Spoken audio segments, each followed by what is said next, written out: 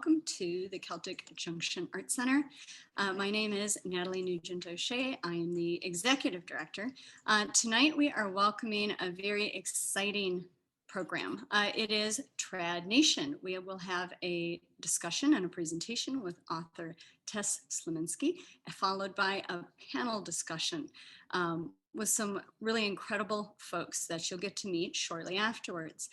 This is part of Celtic Junction Arts Center's social justice series. We're working to hear marginalized voices, different women's issues, the BIPOC community, LGBTQIA folks, and First Nations. We have a lot of really exciting things that we have done in our social justice series. Guiding us through tonight will actually be the perfect man and the perfect job. And his name is coming, but he is our library director. He has been a researcher, an archivist, and a music historian and performer. And that's Brian Miller, you see up on the side of your screen. You'll get to hear from a couple other folks, but first it is absolutely my honor to recognize and turn the microphone over to our Consul General of the Midwest, who's also a sponsor of our social justice series, Kevin Byrne. Natalie, thank you so much, and hello everyone. It's a real privilege to get the chance to speak to you before this event. Really, I just want to thank Celtic Junction Arts Centre and the Centre for Irish Music for hosting this really important discussion. Before we start, I want to be really brief and just give a tiny bit of context, I suppose, around the journey really of the Irish state in terms of some of the topics that we're going to be talking about. Trad Nation, gender, sexuality and race in Irish traditional music. Those three words, gender, sexuality and race, for so long as part of the broad sweep of Irish history, they were really words that weren't much spoken about. The proclamation in 1916 spoke about cherishing all the children of the nation equally. But really, if we look at the first 50, 60, 70 years of Irish history, individuals for whom gender, sexuality and race were really salient parts of their identity were either made to feel invisible or were othered. There's been a big change really now in Ireland just in the last 15 years or so, which I know has been followed with much interest here in the States and indeed around the world.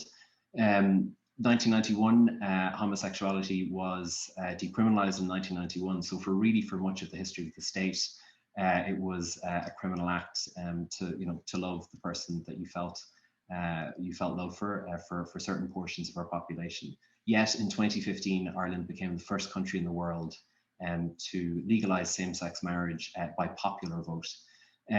Indeed, for women's rights as well, just this year we've launched a Citizens' Assembly on gender equality, really looking to make sure that Ireland can truly support and be supportive of the lives of women in Irish society. Again, for much of the first 40, 50, 60 years, women, their place was seen to be in the home. Indeed, women that worked in the civil service in Ireland had to stop working if they worked in the civil service once they got married. So really, there's been huge change in Ireland in that space as well. And then indeed, you talk about the issues of race. Ireland now is a country that has 16% of the population is non-Irish born. We have a new concept, which we call New Irish, which are for those Irish people who may not have been born in Ireland, but have become Irish citizens and are very much truly part of the fabric of modern Ireland.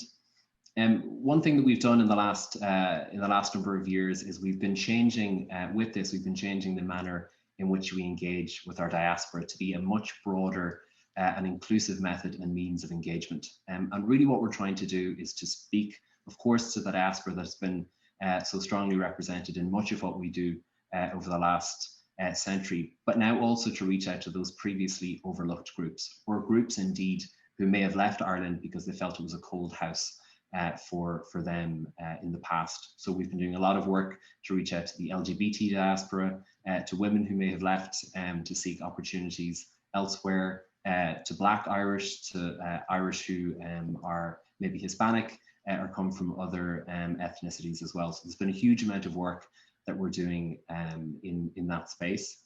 And I think why this discussion is so important is what I'm speaking about is changes in what the state has done. So the state has made these changes. And I think why it's really interesting to have this discussion today is because we're looking at Irish culture. Of course, Irish culture is rooted in the Irish state, but it's something that spans far beyond that and touches all aspects of the Irish nation and those who feel that they're part of it. In a way, culture is a means of mediating between our past and our present, which is why I think it's so important that this discussion is happening today. I know I'm really looking forward to hearing from it, and I know you all are. So I'll now hand over to Brian, and I thank you again for letting me speak. Well, thank you so much. Thank you so much, Kevin, for those remarks. And it is incredible to put that context to the talk today. And I'm sitting here in the McKiernan Library here at the Celtic Junction Arts Center. My name is Brian Miller. I am the director of the McKiernan Library, and we are just thrilled to have Dr. Tess Sliminski with us today to speak about her book, Trad Nation, and to host this first of its kind panel discussion. The McKiernan Library has a couple key subject areas, one of them being Irish traditional music, and I'm proud to say we have this fantastic book, Trad Nation, on our shelves now, and in a couple minutes, we're going to have Tess talk about the book, and she will leave a few questions leave time for a few questions at the end of her talk. We are doing this as a webinar in Zoom, so if you have questions during the talk, there should be a place on your screen where I think it's labeled Q&A, where you can type in a question and the panelists will see those questions. So there'll be a time for questions at the end of Tess's talk, which is kind of the first hour here. And then we'll take a short break after the questions, and then the panel in the second half with LGBTQ members of the US Irish music and dance community. We'll also be open to questions during that. So I'm a musician myself, and obviously a US-based musician, and I love Irish traditional music. That's what I do. And Tess's book has contributed greatly to conversations that have been happening in the Irish trad world, and they're worthwhile conversations. They're overdue conversations, and many of us that play Irish music love to talk. And we love to talk about what is or isn't Irish music, I think, a lot. And those are really meaningful discussions and debates, and I think they make the tradition more rich to have those debates. But we are more frightened, I think, to talk about what is or isn't an Irish musician. And I think Tess's work brings us to that conversation, and it's high time to have that conversation more often. So I'm going to pass things on to Nora Rendell, Director of the Center for Irish Music here at our Irish Music School, and Nora is going to introduce Tess. Thank you, Brian. So it's an honor to have a chance to speak here as well. So I'm the director of the Center for Irish Music, which is an Irish music school right here in St. Paul, and we have 23 teachers here and over 300 students that we teach every year. And there's a lot of diversity in our student population. And I'm thrilled to be sponsoring this conversation, and I can't wait to hear it. But Tess, I want to introduce Tess a little bit. She founded an Irish music school called the Blue Ridge Irish Music School in Charlottesville, Virginia. Tess is a Dr. Sliminski, I should call her. That's how it starts in the bio. Dr. Sliminski is a music and sound scholar and a fiddle player, a very good one at that, in the Irish tradition. She founded the still thriving Blue Ridge Irish Music School in Charlottesville, Virginia in 1999 and taught ethnomusicology at Beloit College from 2012 until 2019. Currently, she is the co-editor-in-chief for the Grove Music Online Gender Sexuality Revision for the Oxford University Press.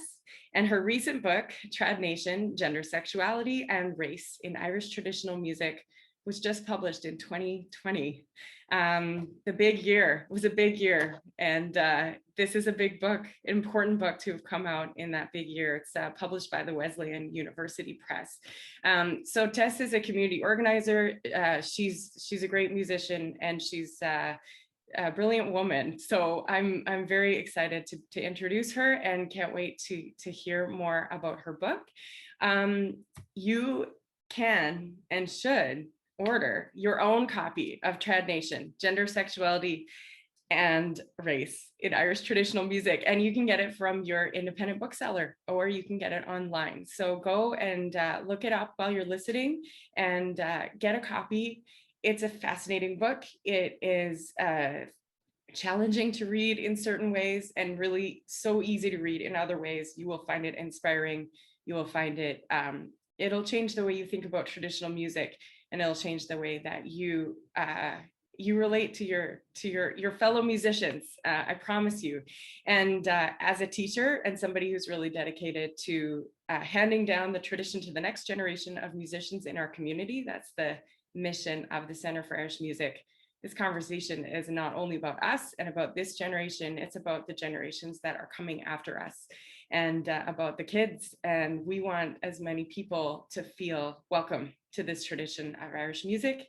And that's what we're to me, that's what we're talking about. We don't want to make sure we're not excluding anyone, because we love this tradition and we love the musicians who are a part of it. So please welcome Dr. Tess Sliminski.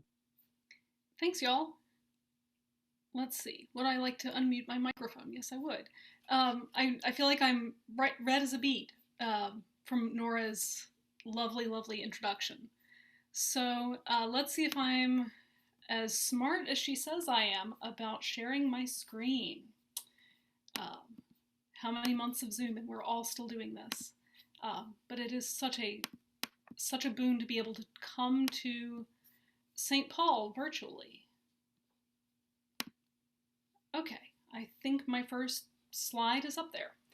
So I'll give you all a chance to read that. I decided that the talk needed a name, so here are some of the names that I thought of.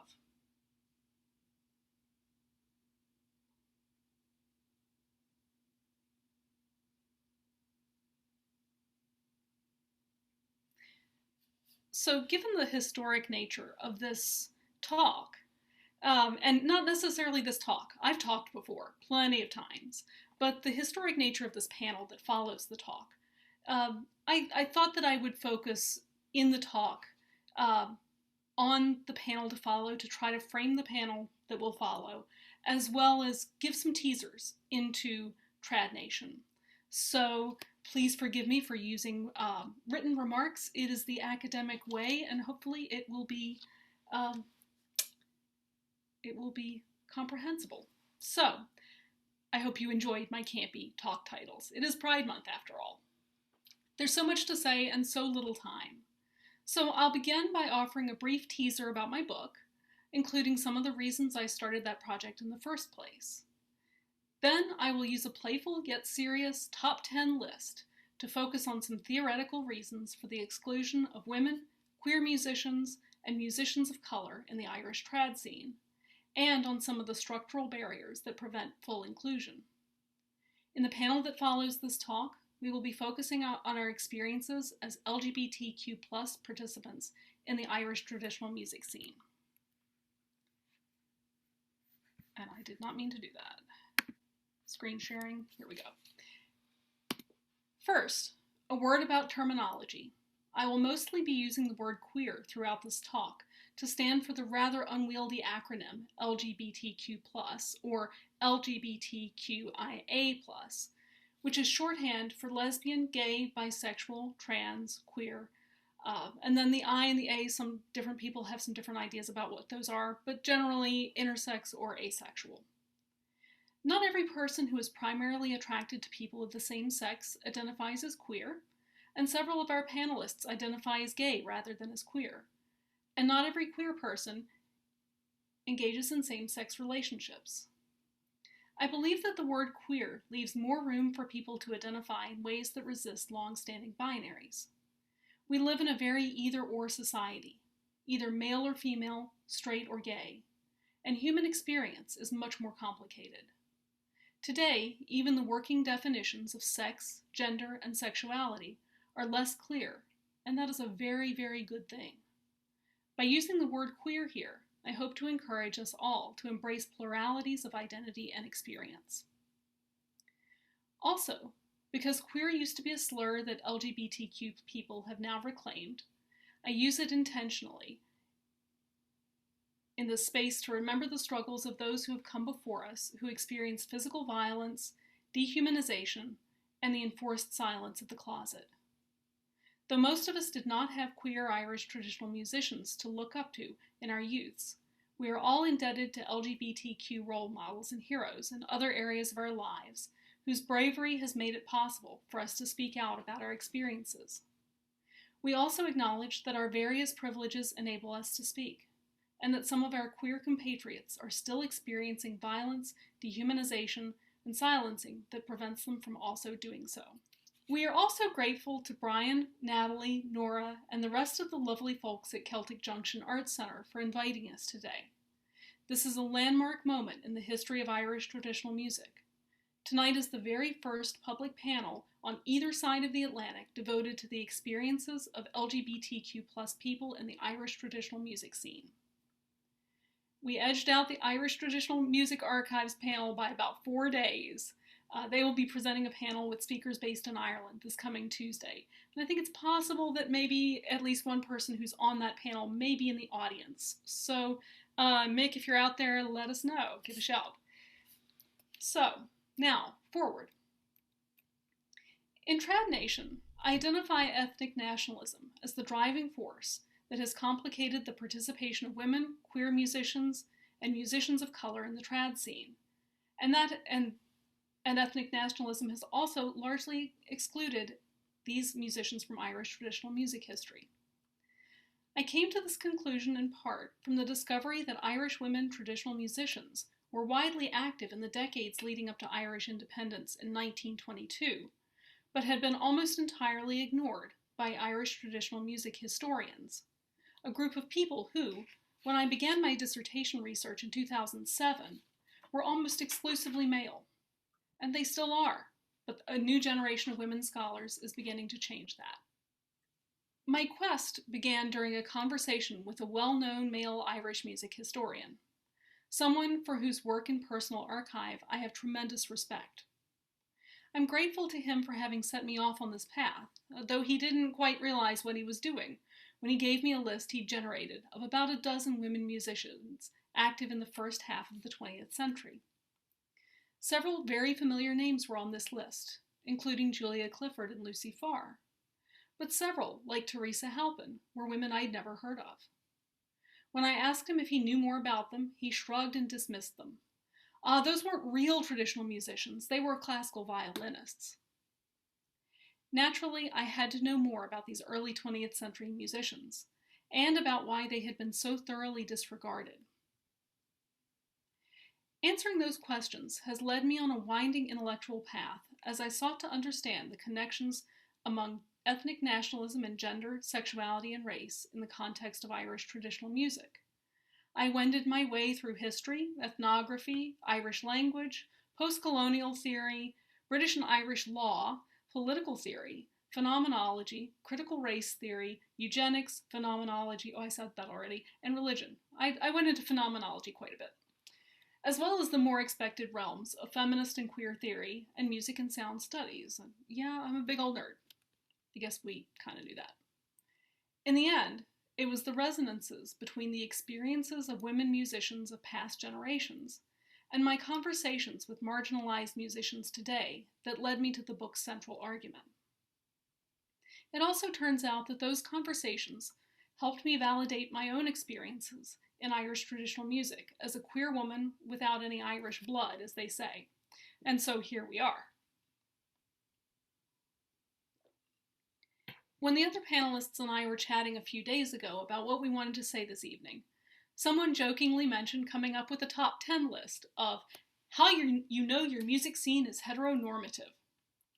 And here, heteronormative refers to a social context where being heterosexual is the norm and anything else is considered not normal. I took the idea of a top 10 list and ran with it.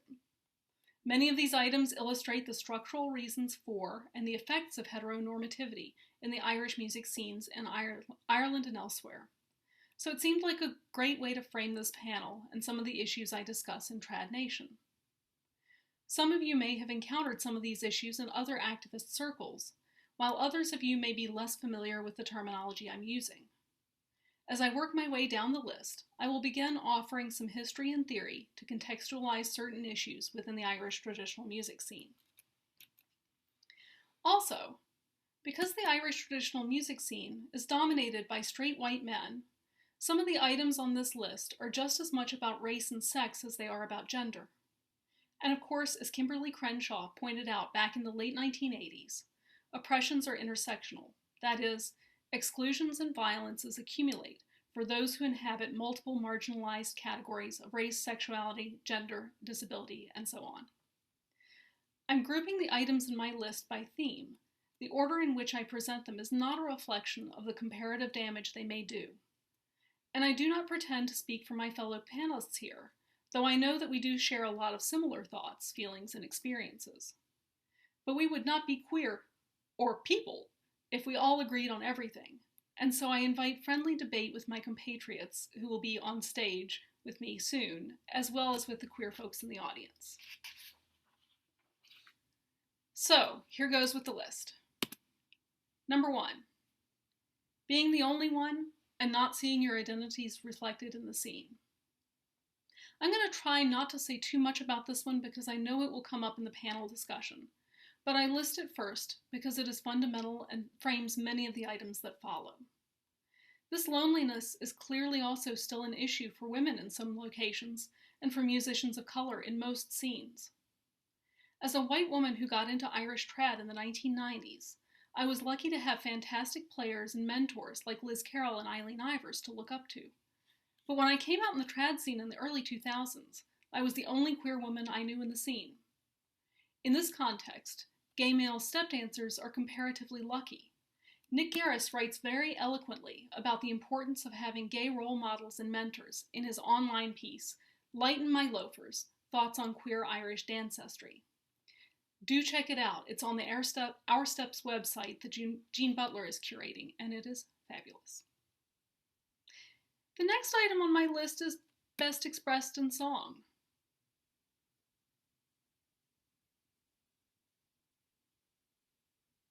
And no, I'm actually not going to sing. Hello. All right. I kissed a boy and it was a joy, oh I loved him very well. But our playful sport, it was cut too short by the toll of the morning bell. And then one day my nana calls and this is what she said. Oh dear, my dearest dear, have you got a girlfriend yet? No highs, hellos, or how've you been? Just the vexings you beget. For it's every damn time you see my face, you'll say, have you got a girlfriend yet? You get bonus harmonies. Well, I headed up north. No, what'd I do? Oh crap. I set my course and I headed up north for to fiddle all night and day. And maybe meet a fella who could sing a cappella or could step so blithe and gay.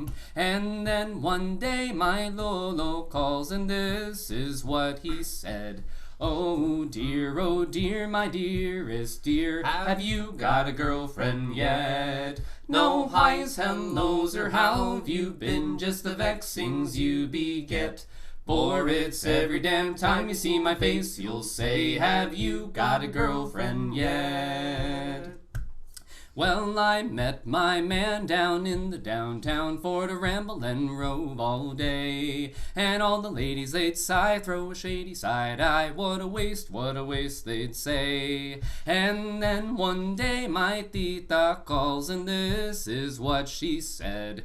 Oh dear, my dearest dear, have you got a girlfriend yet? No highs, hellos, or how've you been? Just the vexings you beget. For it's every damn time you see my face, you'll say, have you got a girlfriend yet? Well, my schooling's done and I've had my fun. Now I call Rhode Island home. I've pleasures and pursuits and I put down my roots, and my life, it is my own. Then here comes you, somebody new. I guess you knew me then. And you'll say, oh dear, my dearest dear, have you got a girlfriend yet? No highs, hellos, or how've you been? Just the vexings you beget. For it's every damn time you see my face, you'll say, have you got a girlfriend yet? No highs, hellos, or how've you been? Just the vexings you beget. For it's every damn time you see my face, you'll say, have you got a girlfriend yet?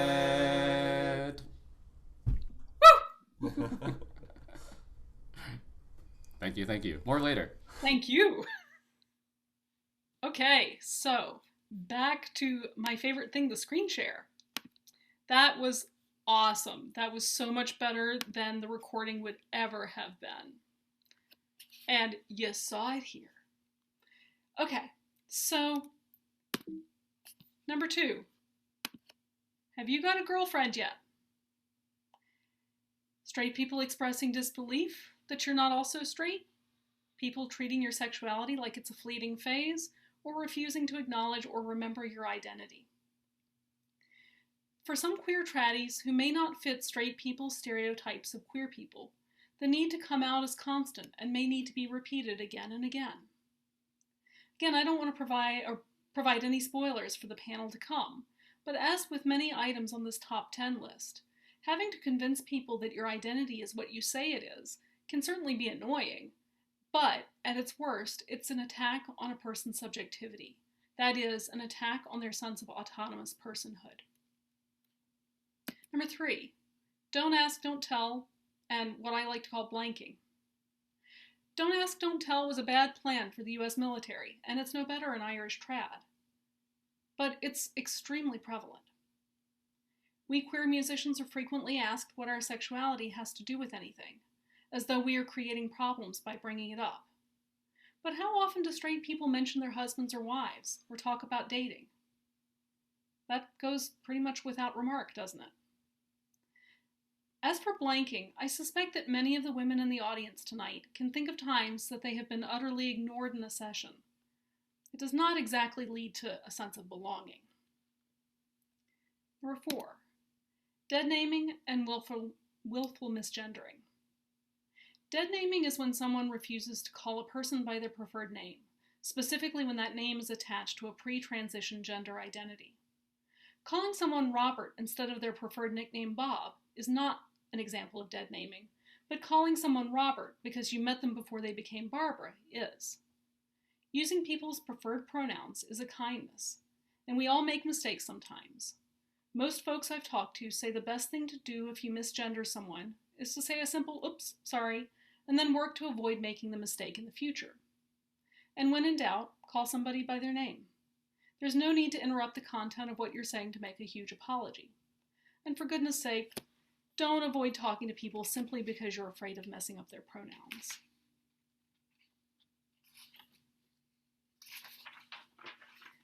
Number 5, toxic masculinity and femininity, lad culture, and mean girls.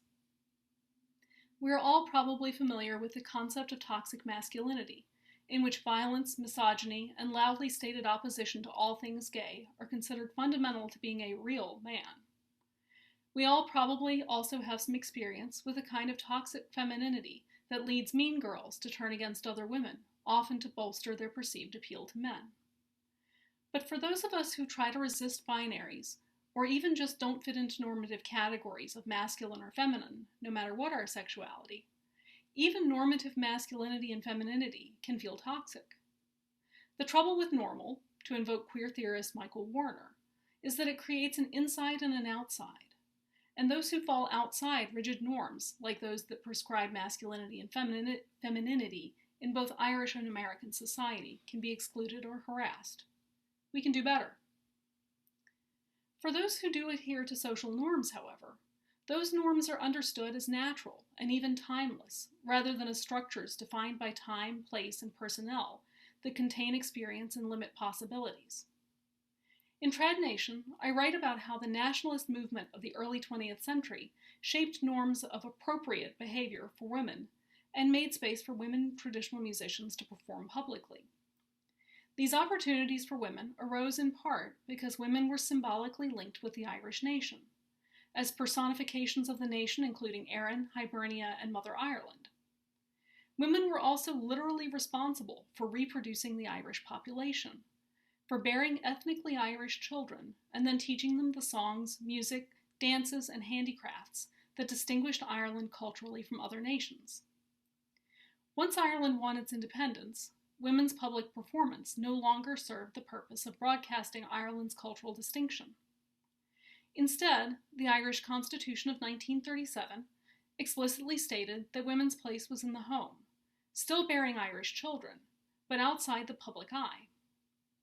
And it's worth saying that the original Constitution also described the Irish nation's special relationship with the Catholic Church. Of course, this had tremendous implications for women musicians, and the women musicians we know most about, like Julia Clifford, found ways to resist gendered norms that kept women outside the center of traditional music performance. Queerness is one way of resisting the containment of social norms, but resistance often comes at the price of remaining at a distance from the social center of the Irish traditional music scene.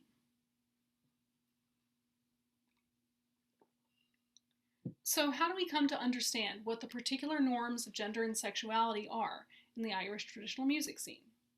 Here are a few examples from the overwhelming number of items that establish Irish traditional music as overwhelmingly heteronormative and beholden to rigid gender binaries. Number 6, ladies and gents in dancing, and so many tune titles. This is only a small selection. The big thing here too is not just what the tune titles are, but the fact that the Duke of Leinster and the Duke of Leinster's Wife is a set. You don't break those tunes up. You always play them together. Man of the House and Woman of the House turn up separately a lot of the time, but they also they also turn up together. And same thing if there weren't any men in the world, if there weren't any women in the world. There are tons more examples.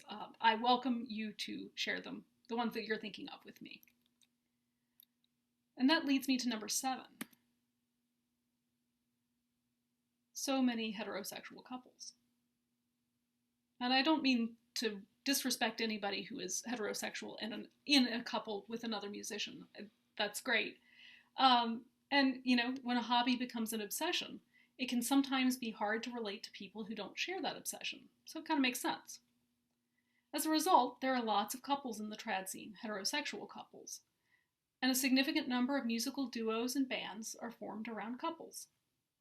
But because out queer musicians in Irish traditional music are still relatively few, we rarely get to enjoy the possibility of dating within the scene. Taken by itself, it's a fairly small thing, but it's prevalent enough to constitute a norm in the Irish trad scene.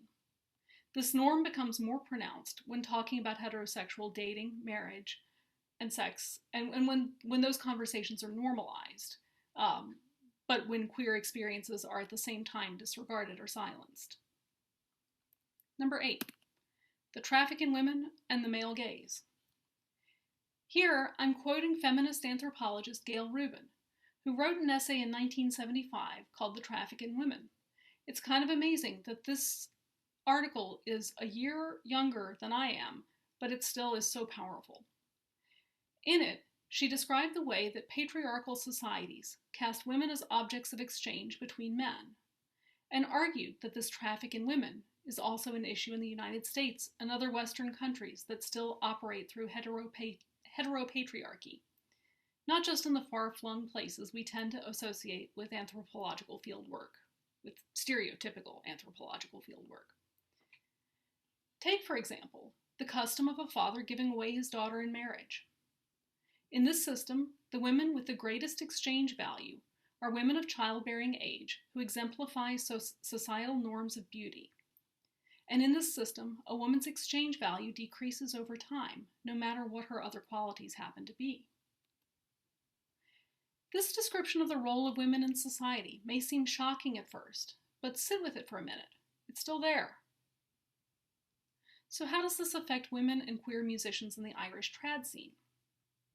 Here, I think a personal anecdote will help illustrate what I mean. Once upon a time, back when I was in my 20s, I had flowing long brown hair, weighed about 40 pounds less than I do now, and I was trying pretty hard to be straight. I wasn't blonde or pretty in the ways that lead to endless male attention, but I was more attractive than I realized at the time. In general, I enjoyed a lot of opportunities in the music scene. And at the time, I chalked that up to my musicianship, but now I'm not entirely sure about that.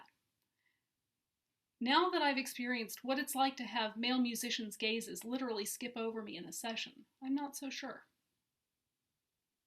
But one thing I am sure about, thanks in part to my early attempts to be a straight lady, is the extent to which being connected with a competent male musician increases a woman's trad value and makes it much easier to move through the scene. Sexual harassment decreases or disappears, as does some of the more benign unwelcome attention that women receive from men. For example, at one point, a particular male musician very badly wanted me to go out with him. I was quietly seeing another man in the scene at the time, but for various reasons didn't want to share that information. The man who was courting me was quite gentlemanly in his attempts, but those attempts were relentless. That is, until the man I was dating pulled him aside to let him know that I was not on the market. And the fact that that phrase makes sense underscores my point about the exchange of women. All of my implicit and explicit no thank yous were apparently irrelevant. What mattered was that I already belonged to another man at the time. Being the daughter of a father in the trad scene also conveys benefits that reinforce the idea that women are objects of exchange in the trad scene. I don't have this direct experience, but I've observed that in addition to possibly being a bit more protected from sexual harassment in trad circles, girls and women with a musical father enjoy more opportunities and access to musical events, as well as an automatic position in the scene. In contrast, women without male connections have often been sidelined. In Trad Nation, I tell the story of Mary Kilcarr, an unmarried middle-aged flute player in rural Galway in the early 20th century. The only reason we know anything about her is because the fiddle player Lucy Farr cites her as an influence. In an interview housed at the British Library, Lucy related a conversation she had with Mary, in which Mary pointed out how lucky Lucy was to be a member of a musical family whose father played and held house parties. Mary felt that even if she were invited to those parties, she would not be able to go as a single woman, but Lucy had automatic access. In the 1920s and 30s, pubs had not yet become places for playing trad, but even if they had been, Mary would have been similarly excluded. Women were not routinely admitted into pubs until the late 1960s, and even then it was not completely acceptable for a woman to be there. And in some places in rural Ireland, women were strongly discouraged from entering the main parts of pubs, where sessions are usually held, even into the 1980s. Women like Mary Kilcarr, who do not participate in the traffic in women, tend to disappear from the historical record of Irish traditional music. Would we remember Julia Clifford if she had not been Dennis Murphy's sister or Padraig O'Keeffe's student? Would Julia Clifford have become the tremendous player she was if she had not had these connections? My favorite examples of this phenomenon are a little bit more recent, 2 albums from the 1980s, Fathers and Daughters and Cherish the Ladies, which of course resulted in the band we're all familiar with by now. I mean no disrespect to the great women musicians involved in these projects, of course, but their musicianship emerged into the public eye at first simply because their fathers were well-known male musicians. Also, the foundational concept for Cherish the Ladies is based on a tune title that presumed a male gaze. Who exactly is supposed to be cherishing the ladies? I'm pretty sure it's not other women who are supposed to be cherishing the ladies here. The patriarchal exchange of women affects women musicians in very clear ways, but what about queer musicians? For queer women and non-binary musicians who excuse ourselves from the whole thing, our exchange value is either confusing or non-existent to male musicians. Either can lead to exclusion or harassment, but speaking for myself, I find it very freeing. I hesitate to speak for queer men, but extrapolating from the theoretical framework Gail Rubin sets forth, and based on my own observations, men's value does not derive from exchange.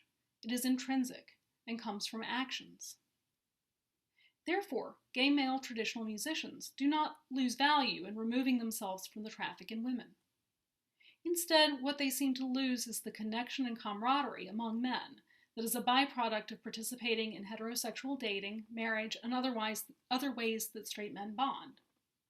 In a scene where musical sound is just one part of the social glue, this loss can be profound.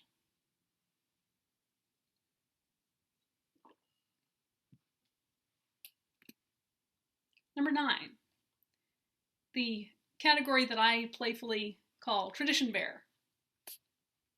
And also am wearing the shirt, just so you know. This playful term is one that I started using after a particularly hilarious conversation with one of our panelists, Alicia Gwynne, and a few other people at Shandos Northwest a few years ago. I have a lot more to say about the concept of tradition bearing than I have time for tonight, but I just published an article about this topic in Ethnomusicology Ireland, and I think it's not behind a paywall, so you should be able to find it. As with heteronormative and binary tune names, assumptions about sex, gender, and race are embedded in the discourse of Irish traditional music. One striking example is the term tradition bearer, which is directly connected with biological reproduction. Beginning in the 1930s, folklorists began talking about the concept of bearing tradition, the idea that a musician is merely a vessel for the transmission of tunes from one generation to the next. Although it is still in use in some quarters, this concept and the term tradition bearer is outdated by now. But for many decades, it has been used to perpetuate white male supremacy and to uphold ethnic nationalism in the trad scene. Just take a moment to remember who you've heard being called a tradition bearer by MCs at Irish music festivals. Let's take a moment to talk about ethnic nationalism and how it drives sexism, heterosexism, and racism in the Irish traditional music scene, which is my central argument in Trad Nation. Ethnic nationalism is the belief that a nation should be a collection of people with shared genetic heritage. The most obvious example of ethnic nationalism, of course, is Nazism as it was enacted in the 1930s and 40s, but much of the time the violences of ethnic nationalism are less overt. Instead, they are embedded in social practice and discourse, what people do and how they talk about what they do. One of the most fundamental aspects of ethnic nationalism is the need to reproduce the nation, literally in the form of new citizens, linguistically in the form of shared language and metaphors that uphold the rationale for the nation, and culturally in the form of shared social norms, customs, and artistic practices that distinguish us from them. These imperatives of ethnic nationalism lead to questions and anxieties about what is Irish, what is authentic, who is Irish, who is authentic. It's important here to locate the source of those questions, and these are questions that are all based in ethnic nationalism. Reproductive metaphors and assumptions about genetic heritage of players are prevalent in Irish traditional music, and they do a lot of the heavy lifting in making sure that Irish traditional music at home and in the diaspora remains an instrument of ethnic nationalism, even though it's been more than a century since traditional musicians graced the stages in Ireland's independence movement. Of these metaphors, tradition bearer is the most obvious to me. A related metaphor in practice involves the process of sharing tunes, where linear transmission is most highly valued, usually from father to son or from teacher to student, where everyone involved is usually assumed to be male, and again with the patriarchy here. We talk about genealogies and generations of players, and note the Greek root here, gen, which has a host of meanings around birth and race. We even talk about the genetic material of tunes, the phrases and fragments that repeat and create so-called families of tunes. Where's the harm, you might ask? Here it is. First, Irish and Irish diasporic ways of determining national belonging also structure belonging in Irish traditional music scenes. The roots of this relationship go back at least as far as the Irish independence movement of the late 19th and early 20th centuries. Demonstrating that Irish culture was distinct from British culture was an important component of the argument that Ireland should become a separate nation. Therefore, Irish traditional music is and has been connected with ethnic nationalism in multiple ways: as an instrument of cultural nationalism, as a sonic emblem of the nation, and as a way of expressing ethnic heritage, especially in the US, Canada, Australia, and anywhere that Irish people have immigrated. What this leads to is the notion that Irish blood somehow leads to better or more authentic musicianship, and by contrast, the fallacy that those without Irish heritage cannot or should not play traditional music. For musicians of color, skin color and specific phenotypical features are read as not Irish, specifically because the Irish nation is understood as genetically Irish and white. And of course, I talk about this a whole lot more in the book. And in our current scientific reality, heterosexual reproduction within normative family structures is the primary way that genetic information and physical features are passed along. So assumptions of ethnicity are always about race and are also always about heterosexuality. In systems that understand citizenship, national belonging, and cultural belonging as tied to ethnicity, heterosexual reproduction and heteronormative family structures, including marriage, are privileged. Reproductive metaphors, including those embedded in most Christian denominations, including Catholicism, further uphold these systems of oppression around race, sexuality, and gender. And that leads me to my second and third points. The prevalence of reproductive metaphors in Irish traditional music reinforces the expectation that motherhood should be a woman's primary aim in life. It also perpetuates what fiddler Bernadette McCarthy calls the disappearing act, the tendency of women musicians to leave the scene either temporarily or permanently when they have children. Ironically, their children often appear on next generation stages at festivals, and I can hear the MC now. The tradition is in very safe hands with these young people. And of course, showcasing children, however wonderful those children are almost always, is also the same thing as showcasing normative heterosexuality, whatever the gender or sexuality of the children and teenagers on stage. Third, reproductive metaphors present biological family as the most important kind of family, maybe even the only kind of family. As the panelists you're about to hear from can attest, this focus on biological family erases queer experience and the glorious variety of chosen families that many of us are part of. More damagingly, it can also be weaponized, as in the case of those who cite family values as a way to deny rights to women and queer people. And if you're sitting there thinking this doesn't really happen in the trad scene, let me assure you that it actually does. We have stories, whether we'll tell them is another question. So that leads me to number 10, which of course is the most sobering of my list. Physical and emotional harassment and violence, and the threat of such violence. At this point, violence and harassment against women musicians are becoming more openly discussed and widely documented. And here I encourage you all to seek out the work of Una Monahan. And if you're on Twitter, look at the postings under the Misha Fosta hashtag.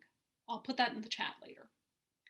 So far, no centralized location for reporting anti-queer harassment and violence exists, but many of us do have stories. I imagine that some of these stories will emerge in a few minutes. For me, one indication about a session not being a safe space is the nature of the jokes around certain tune titles, including Strike Up the Gay Heart and Never Was Piping So Gay. Jokes about these tunes are incessant. They're everywhere. Almost every session makes these jokes at one point or another, sometimes every time the tune comes up. And usually those jokes are relatively innocuous, even if they do get old. But I've also heard those jokes take really nasty turns that left me shrinking in my seat and also feeling grateful that I'm not a gay man. So, I've pointed out a lot of problems in this brief talk. Many of you are wondering what you can do to help solve them. Though it's not in any of our power to change history, and one person alone cannot change current practice or discourse, here are a few brief suggestions. And I think we'll probably talk more about ways to improve the scene during the panel that will be beginning at 8 Central Time. Some of these will be familiar, but they're worth repeating. First, ask queer musicians, women, and musicians of color how you can help. Don't just assume that you know what will be most helpful. This is especially important with queer musicians who may not be fully out in the trad scene or in other areas of their lives, including with their families of origin. Sometimes, sometimes in those cases, helping can actually be harming. So do ask first. Number 2, if you see something, say something. If you witness harassment or violence, don't just turn away. If you're worried about your own safety, which is a legit worry, join forces with another musician or ask a member of the bar staff to intervene. Number 3, believe your session mates when they tell you about a negative experience. Don't try to explain negative experiences that queer musicians, women musicians, or musicians of color talk about. Don't try to explain them away with phrases like, I'm sure he didn't mean it that way, or you're so sensitive, you need to be more thick-skinned, or she's really actually a very nice person. Listen, acknowledge, and ask how you can help. And here's the tip that I think brings many of these previous ideas together and also kind of ties elements of my talk together. And that's to ask and explore what community norms exist in your own session scene and consider them carefully. Work deliberately to eliminate the damaging norms, reinforce the ones you want to keep, and establish new ones. It does take time, effort, and community agreement to establish or change norms, but this is the only way to create lasting change. Work collaboratively to empower each other to speak out when norms are being violated. Consider repercussions for repeat offenders, and find ways to reinforce positive behaviors. Céad Míle Fáilte doesn't happen automatically, after all. And with that, let me welcome you all to ask a few questions before we take a break and reconvene for the panel discussion. And I see we're running a little bit late, so maybe I'm going to ask Brian or Nora or Natalie for guidance on how much time we would like to take, or whether we want to just defer Q&A. Yeah, I think it would still be nice to take a break. Thank you so much, Tess. Maybe we'll just give a couple seconds here if any questions come in. There was a comment about the Cherished Ladies albums. Hey, Philippe, sorry about that. My bad. Yeah, and there'll be plenty of opportunities during the panel, you know. So maybe, yeah. We should be fine, maybe, to just move on. You think? Sounds good to me. Let's do that. Well, a big, huge round of applause for Tess Sliminski there on the talk about Trad Nation, and we will take a short break before we convene for the panel. So just to reiterate, here we're about to have the first of its kind panel of LGBTQ musicians from the U.S. Irish traditional music scene and music and dance scene, I should say. There's at least one dancer in the group. And so we'll take a short break, maybe 3 minutes, I think we're thinking, Natalie, to try to keep roughly on schedule here. And we'll see you in 3 minutes with the panel. But thanks so much, Tess. Thank you.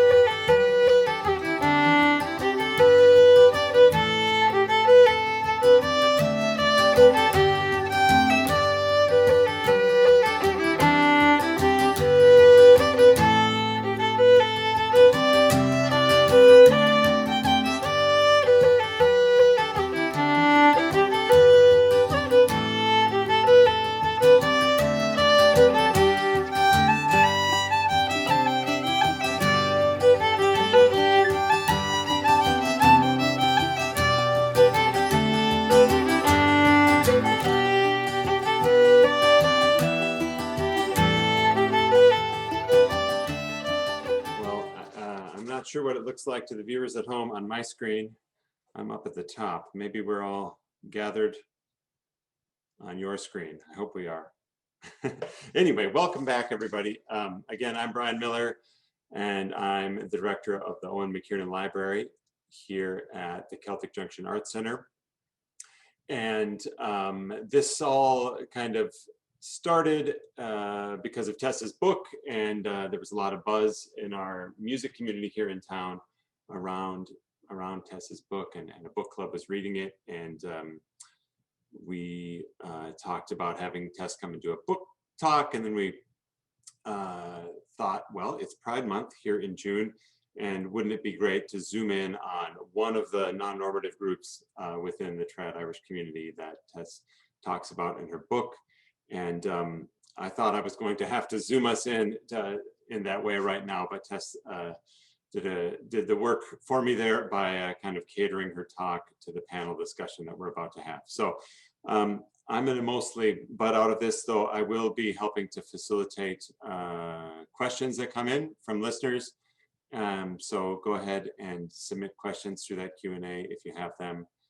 And I think we'll start by introducing the members of this illustrious panel that we have here today. And like Tess said, the first of its kind, a chat with LGBTQ musicians about their experiences in the Irish traditional music scene.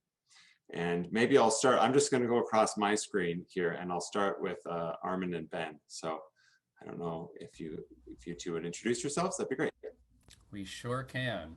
So hi everybody, you saw and heard us earlier. My name is Armand Aromin, and we're based in Providence, Rhode Island. I'm a Filipino-American queer violin maker and Irish musician. I've been playing since I was 14, and I'm 33 now. I was born in '88, and I not only make fiddles, but I play them, and I also sing, and I do a bunch of percussive dance as well. And I am the other half of the duo. I'm Benedict, or Ben Gagliardi, and I play Anglo concertina and harmonica and some other instruments, and I sing. I'm white American from Connecticut originally, but happy to call Rhode Island home. I would describe myself as an entomologist. I identify as gay. I'm 31, a child of the 90s. My experience playing Irish music is limited to the Northeast. I've never been to Ireland. I have no experiences there. Yeah. Oh, and the other important thing to note is that we are musical and life partners. We also have a duo called the Vox Hunters. Vox with a V. Wonderful. Thanks so much. I think maybe I'll go to Alicia next, if you would. Hi, everyone. Thanks for joining us. I'm Alicia Gwynne. I live in Seattle. I use she, her pronouns. I'm mostly a Shanos dancer is what I'm known for in teaching Shanos dancing. I'm also a set dancer. I'm also a beginning melodeon player, which is a really exciting new part of my life. As I said, I'm from Seattle. I highly identify as Gen X, as a Northwesterner. You know, Riot Girl and grunge is like an important part of my identity. And I think it's also important that I'm not Irish American. I didn't grow up in an Irish American family or community. Dancing and music is something I experienced first time living in Ireland as an exchange student as an adult. I'll pass it off to the next person. Great, yeah, why don't we go to Augie and Alex, if that's all right. Jumping across the country. All right, so my name's Augie. Alex and I are here in Charlottesville, Virginia, just across town from Tess. I play flute and whistle. I identify as trans and queer, and I am 35 years old. And both Alex and I teach at the Blue Ridge Irish Music School, which Tess founded, along with running a session and doing a bunch of other music projects here in Charlottesville. Yes, I'm Alex, and I'm also 35. I also live in Charlottesville, and I play fiddle and concertina, and identify as queer, gay, he, him pronouns, and I teach also at the Blue Ridge Irish Music School. Augie and I both facilitate traditional ensemble, which is the sort of performing wing of the group. It's a combination of adults and young people. And I also teach a session class. And as Augie mentioned, we also run a session here in Charlottesville. Fantastic, thank you. We'll go to Brett now in Milwaukee. Hi, my name is Brett Lipshutz, and I live in Milwaukee. I play flute and whistle and some bombard, some breton and balfolk French music. My pronouns are he and him, and I am a proud Generation Xer, just like Alicia, the grunge generation. I've been involved in Irish music pretty much since I was 14, but I really came to know it seriously once I moved to Milwaukee at the age of 18 in the early 90s. Great. And then, and Tess, we've already heard from you, but I don't think we've got a proper introduction. So it'd be great. Okay, so I'm Tess. I live in Charlottesville, as has been well established. And my pronouns are she, her, hers. I identify as queer. And I am, let's see, I gave y'all my age earlier, but I am a proud prime number 47, another Gen Xer, but sometimes with the soul of a millennial. And I got into Irish music in my late teens, really got obsessed with it, almost dropped out of college, and really the bug only took hold even more when I started hanging out in Cork and Kerry. In my early 20s. Wonderful. I love Cork, so we share that. There's a couple questions starting to trickle in there, but I thought maybe first I would prompt you all to, I guess it's starting with the negative, but just to tell, you know, I think it's important to hear your stories, and if you could talk about the problems that you experience being LGBTQ in the trad music and dance scene. And I will open the floor, I guess, to that one.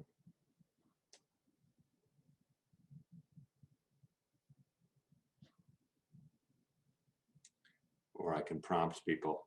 I could point fingers at Armand and Ben again, where I started with them before. Okay. Sorry, guys. No, that's totally fine. Someone had to be first. Yeah. Yeah. It's me again. So yeah, I would say that I've never directly experienced anything negative. Everything's been, you know, just I happen to be at a session and then a gay joke comes up, but not directed at me because I'm on kind of like the straight passing side. So people wouldn't normally know unless I said something, or if, you know, I had my arm around Ben, you know, anything like that. But then you had. I would very much reflect what is expressed in Armand's song that he shared earlier. I think that experience is probably the strongest thing that stayed with me through being part of the Irish music community in Connecticut and Rhode Island. Well, really just Connecticut growing up before I even came out.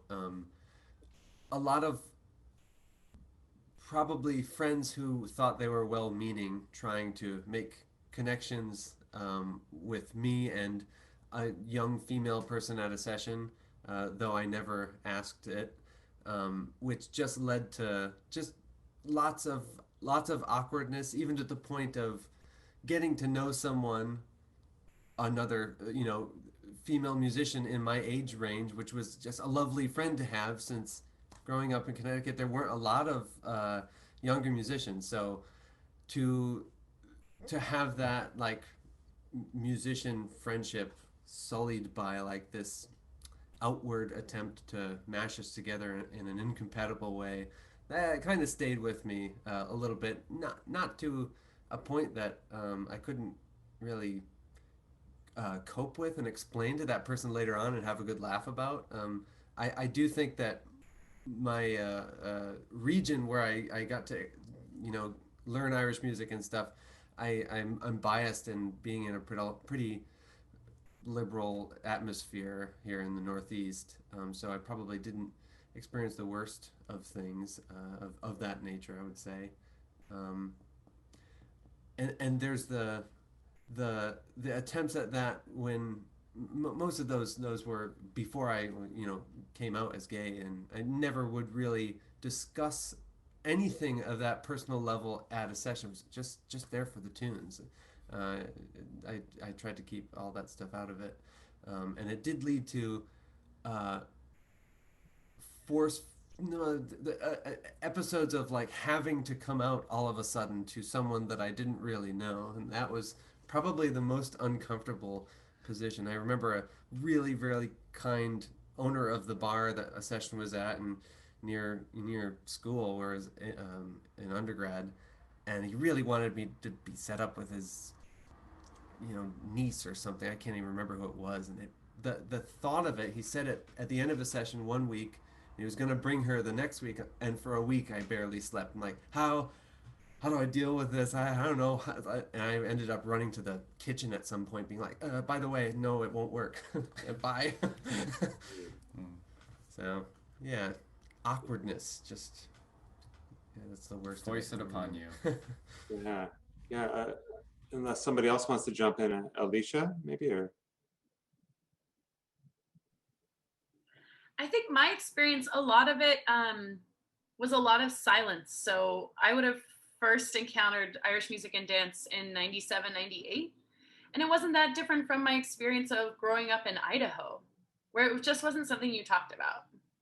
And so I feel like what I was taught and how I was taught to negotiate being in the community was like, you don't talk about it, but it's sort of an open secret.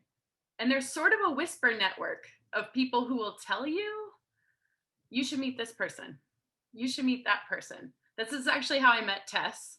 Someone met me and got to know me and said, you should meet Tes Slominski. And I was like, I think I know what that means. And I was right. It was that we were both queer, and let's see, get them to meet each other. And then as I thought this week, so I kind of learned like a don't ask, don't tell policy. And I have, as I was thinking this week, thought of things that didn't really rock me because I just assumed at a base level that people are homophobic and they say homophobic things, and that's reality. So I had a really funny incident where I had gone on an OkCupid date with someone who was a fiddle player, and she had moved to town, and then I ran into her at a session, and someone said, how do you know her? And I had that moment of like, oof, do I tell the truth or not? And I thought, I know this person well enough. I'm just going to go for it. And I'm going to say, oh, we actually went on a date. And the response was not bad. It was, no one could understand. They said, who was on the date? Who? And I said, no, she was on the date. We were on the date. We went on a date together. And people just literally could not understand what I was saying. So that kind of like, not mean necessarily, but just like disbelieving and can't even, when I'm telling you, you still don't understand. I've also definitely had experiences where people told me, which reminds me very much of the 90s, like, well, it's okay if people are gay, but just don't talk about it. And they're not really aiming that at me. I think they're talking about other people, and it's not clear if they know they're also talking about me. But that's kind of set as the standard. And I had a really great experience lately pulling together a session of queer musicians in Seattle. And I heard this language that I haven't heard from the 90s. People seemed so relieved, and they just said, I was so relieved not to have to think about toning it down. I haven't heard toning it down since the 90s. And so I've been really thinking about that, about what it meant to be together in a way that felt really relieving. I hope I didn't talk too long. No, that's great. Pass it on. That's great. Yeah. Augie and Alex, I guess.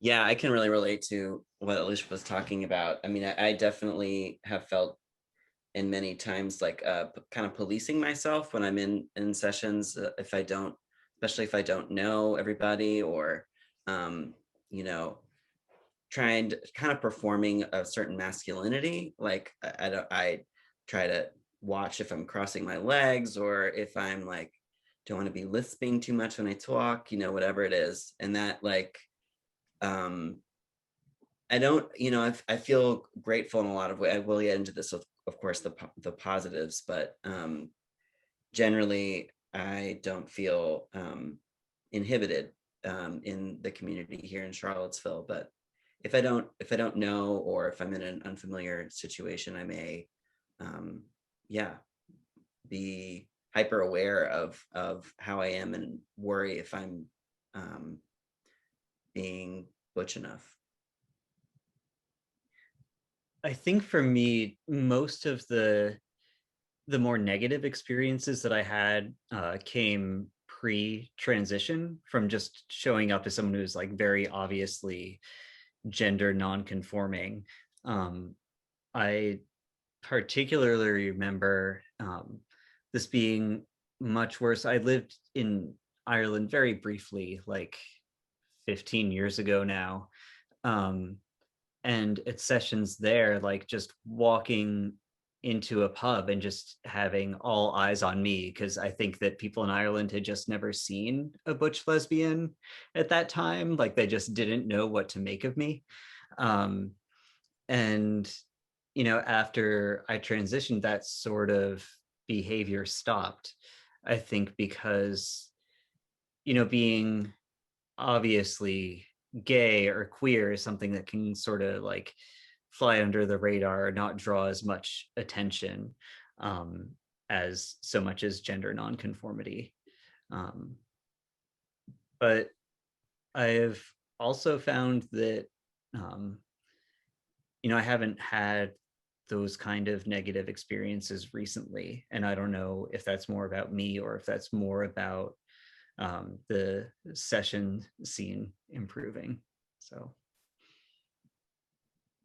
Thank you. Brett, you got Brett? First of all, I didn't say how I identify. I identify as queer. I identified as gay for a long, long time. And then when recently, in the last 10 years or something, the word queer has exploded, and it's allowed me to be able to call myself something that feels a little bit more like home. I've had a lot of experiences that I wouldn't call all of them negative, but I would call a lot of them awkward. I can resonate with a lot of what everybody has said so far. I think for me, it ranges anywhere from assuming people are not going to understand, so being even afraid to approach people. So like, I remember I really wanted to get to know Kevin Henry. I had a chance, and he was an amazing flute player. Like, I had a chance when I was in my 20s to hang out, and really, I think I could have cultivated a relationship with him because someone had told me I should. And I remember like purposely eschewing that, because I was going to have to, eventually I felt like he's a guy, I'm a guy, we're going to have to talk about guy stuff. And I didn't want to go there. I was totally afraid he was going to reject me. And that's not about him, that's about me. But it says something about, you know, how we're conditioned. I'll also say that I'm 47, same as Tess. We're the older edge here. And I think that we, and along with Alicia probably, we weathered some stuff maybe that the younger folks didn't necessarily weather. I think I was very, very out in the early 90s, and that's when I was really coming into Irish music. When you come out as an LGBTQ person, it can consume your life. Coming out is a very major thing. And so it's on your mind constantly. So it happened to coincide that I had come out and it was on my mind constantly while I was playing Irish music. And so I felt like people thought I was being in their face with it, right? Of course I was being in their face with it. I was new to the identity. It was exciting and scary and all at the same time. I was in Ireland a few times, and I can also relate to Augie. I had rolled up jeans at the time, and it was in the 90s, right? And I had these Doc Marten boots, and yeah, Brian's smiling. And I remember being in a small town in Cork in a bar with some friends, and I remember my friend telling me they all think you're gay and they're not okay with it. And I was physically afraid. Like, I really thought like they were going to beat me up. So, Armand talked about passing, right? And I just never wanted to pass. And it never occurred to me that I wanted to pass. And I think especially at that time, but even, recently at some points, although I will say, like, I lived in France for a while, so I was part of the French Irish session scene, the Breton Irish session scene. I've been to sessions in China, I've been to sessions in Canada, I've been to sessions all over the place, and they all vary greatly in terms of how they deal with LGBTQ people. But I will say that if you don't really pass, right, it's a little bit, you just don't know what's going to happen. And so I just think that,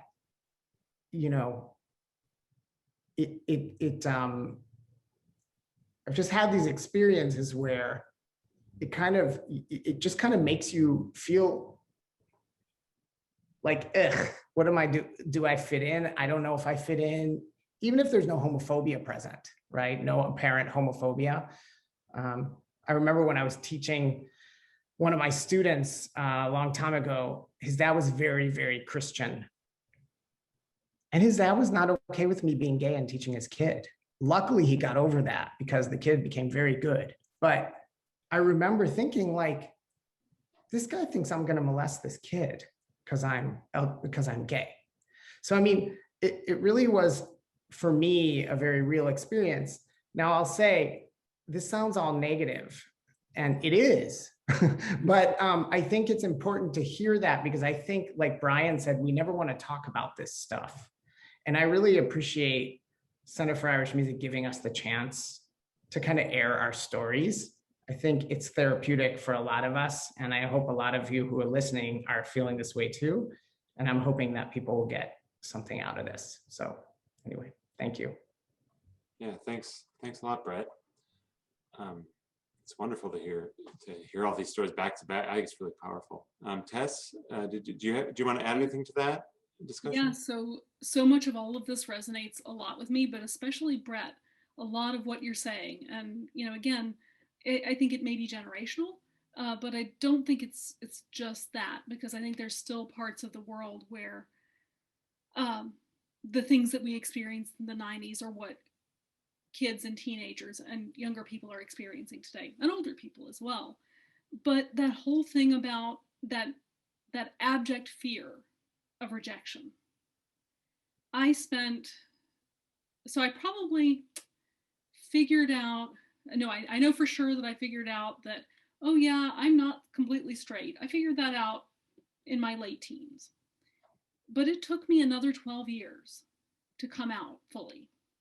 And the reason for that, there was one main reason, a secondary reason about family of origin stuff that I won't go into. But the main reason was that I was terrified that if I came out in the Irish music scene, that I would be rejected, that all of the people that I so desperately wanted to learn tunes from in Ireland and the US would go, ew, and not want to be around me. I had that same fear, Brett, about teaching. I didn't come out for several years with, when I started Brims, because I thought, oh gosh, if people know that a big old dyke is running the Blue Ridge Irish Music School, are they going to want to send their kids there? And, I don't know. I don't know if that would have been a problem or not. I mean, obviously some people did send their kids there because it's still going. And I got a shout out to Alex, who was actually one of those kids. Fun fact, positive thing, Alex was one of my inspirations in coming out. Alex came out before I did, by a good few years actually. But I count Alex as one of my motivating forces for actually coming out. But it took a long time. It took until I was willing to put trad at a little bit of a distance. It took moving to New York and starting grad school, where I knew that I had a place in grad school no matter what. And I was surrounded by a lot of queer people, both in my department and in the city. And I thought, okay, it's okay if I come out, and if everybody decides they hate me, I know that there are a handful of people in Charlottesville who will still play tunes with me, and everybody else, whatever. I can do this now. And so, you know, as Brett was saying, you know, that was about me. That was about my own fears. But what was it about the scene that made it seem so completely impossible, that made it seem like I had to make a choice between playing tunes or being queer? And I very much felt that there was a choice there. Thanks. We have one question here that it's a nice one for Armand and Ben, and then I think maybe there's another kind of topic that I was hoping you all could speak to, and I think it sort of dovetails with that. So Jennifer was asking if the panelists who sing traditional songs, if they change pronouns in the songs to match how they experience affection for others, and what that feels like to you to do things like that. I know I actually met Armand and Ben at the Young Youth Traditional Song Weekend, which was just a place where there was a lot of that and a lot of discussion going on. But maybe just to open it up a little slightly broader for everybody else to comment on as well, like what does your participation as an LGBTQ musician, what does it bring to the scene, do you think? Like what do you think the scene gets from having your participation, and maybe like these kinds of things like new perspectives and the way you deal with songs like that? So I'll start with Armand and Ben. Well, so we could answer the lyrical alteration question directly. We should say that we exist in multiple worlds. So we exist in the Irish music world, but also in sort of the social singing, pub singing world, where it's just it's a very different diverse makeup of people, I would say, more so than in Irish music.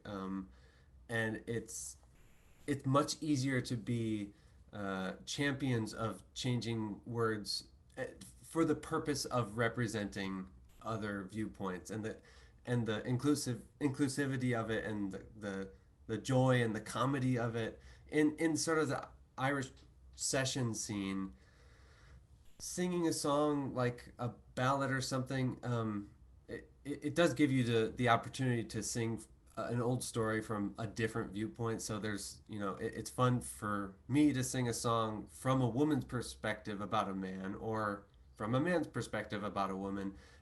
I don't usually make a gender switch in a lot of things that would draw too much attention to me making that gender switch, except in the social singing world, where you make that, anytime the word gay is used in a song, there's or queer cheering, and it's fun. Oh yeah, there's whooping and hollering, and it's a great time. Yeah, but we both try to be as open as we possibly can, as obvious about the way we identify and the fact that we're a couple in any sort of musical realm that we're in. So yeah, and because we have a duo, we're performing on various stages, like a big ass chair they were playing on yesterday, and it was great to just be like, oh hey, speaking of June, it's Pride Month, and then just throw in all these little bits about us being a couple, and just state it as fact, rather than I don't know, try to put too much of a spotlight on it. Just make it feel like normal conversation. Yeah.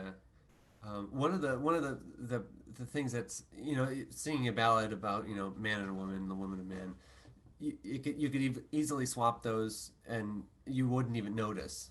So that's kind of fun sometimes. But there's some sort of like sea shanties and drinking songs where the filler word is always boys. So it's very, very, very male focused, and it's very difficult to find other words that don't get too much notice if you switch them out. Yeah, or that sound. Friends gets boring and stuff. Yeah, and sometimes it just ends up being lovey-dovey. kind of corny, so Yeah. you kind of have to approach it with I don't know, more of a poetic. Yeah, I guess I would say is if you're gonna switch the pronouns, the genders of the characters in the song, you can either do so and no one will notice except you, and it'll be nice that happens. That can just be a normal thing that happens. I just sang a song and no one noticed it was about.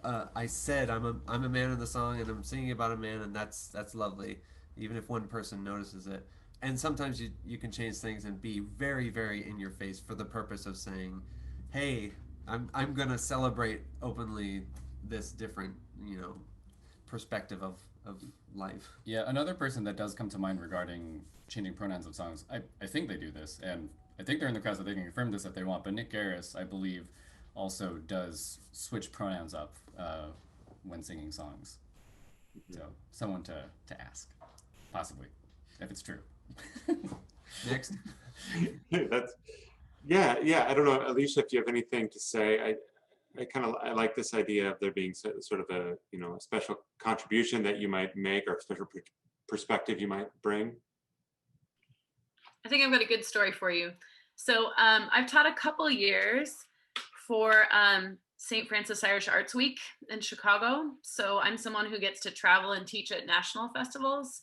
And I think that's also something to keep in mind when we're talking about like coming out. Like it can affect our finances. It can affect whether we get hired or not. So there's the thing that's about a sense of belonging in a community.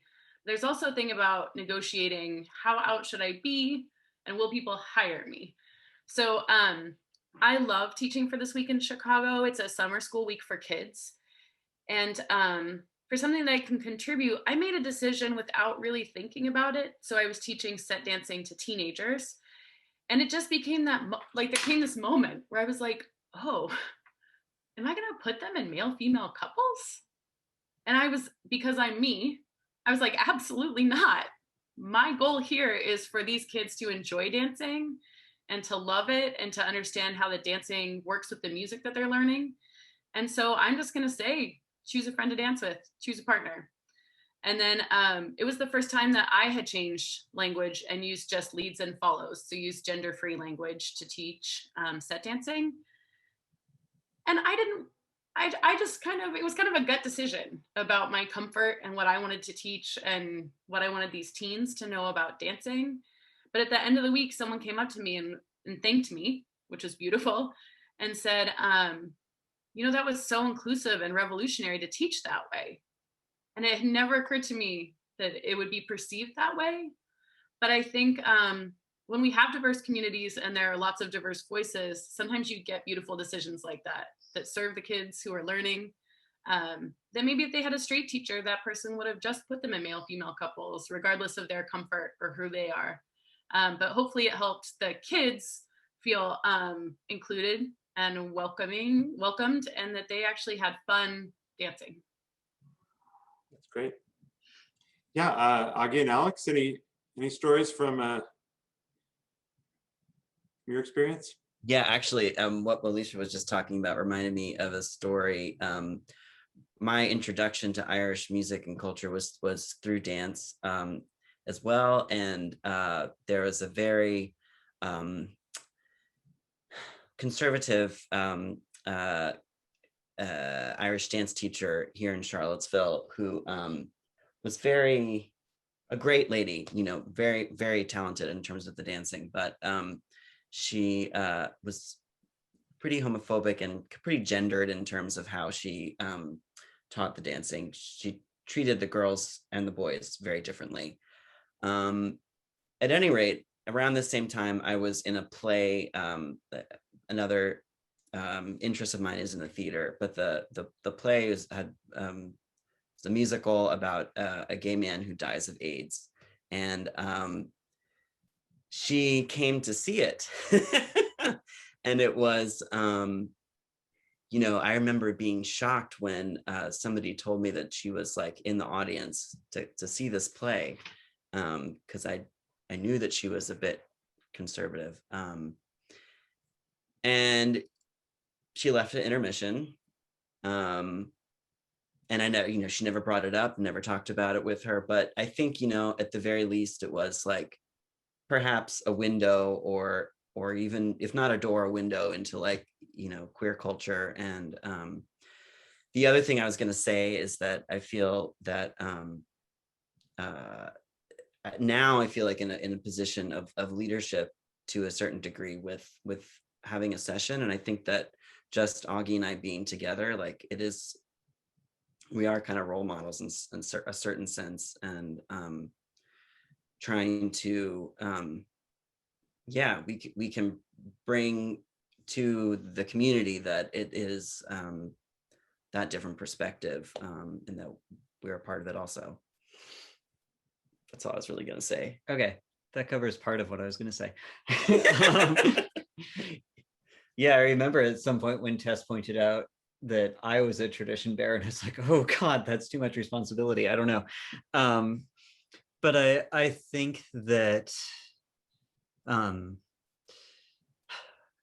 it benefits not only other members of the GLBT community who might want to participate, but other people who are minorities or different in any other way to like see us there, to see someone who's different there. Because I think, when you walk into a space and you don't see anyone who looks like you, regardless of how kind the people around you are being, it just feels a little bit awkward. And I remember, I first started playing Irish music seriously when I lived in Philadelphia in my early and mid 20s. And as far as I know, there weren't any other queer folks in the Irish music scene there. I had a great group of friends and a great social scene in trad, and then a totally separate group of friends and social scene with the queer community in Philadelphia. And then here in Charlottesville, I feel like even though it's a much smaller town, those two things are integrated really well.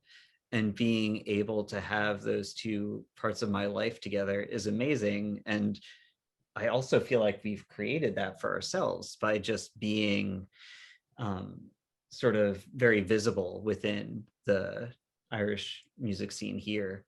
I feel like we're making Charlottesville sound like this gay mecca that it is not. But I think that we do have a really unusually diverse trad scene here, and I like to think that I'm at least in some small way responsible for that, so that feels like a really good thing that we've contributed. For sure. There's some more good questions starting to come in here, but I wanted to open this same question that these guys were talking about to Brett. Just any stories about unique perspective? I think it's harder when you're a pure instrumentalist to talk about stories like that. I mean, I play flute and whistle, so I'm super boring. But I will say one thing, and this is totally like anecdotal, but I think that one thing that queer musicians bring to the tradition is that I think they're more likely to innovate. I think that because we have such a different view on things, it's much easier for us to think outside the box. I know that's definitely my perspective. And I've noticed that with other queer trad musicians who I know are queer or gay, I notice that they tend to have, variations that are outside the box, or that they're a little bit more performative with their stuff. And like I said, it's anecdotal, but I think it's totally possible. I think you can look at that in any other art form too, right?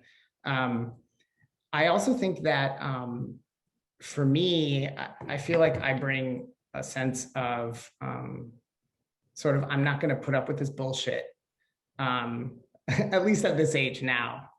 I'm too old for that shit, right? So I'm much more willing to call things out, and I'm much more willing to say, like, to have conversations with people. And I think that's really important. It's sort of what everybody else was saying about, like, when you're the only one, there can tend to be some gaslighting that happens where, I don't know about the rest of you, but you doubt whether your feelings are legitimately about who you are, or is it like, are you totally off base, right? Like when Tess was earlier saying like, oh, you know, make sure you don't say, I'm sure she didn't mean it, right? So I think that calling people out on that stuff is something that can actually benefit the scene as a whole, because it can make it more inclusive and also make people realize things that they kind of, you don't know what you don't know. So I would say that's sort of my perspective. That's great. Tess? I'll try to be quick here.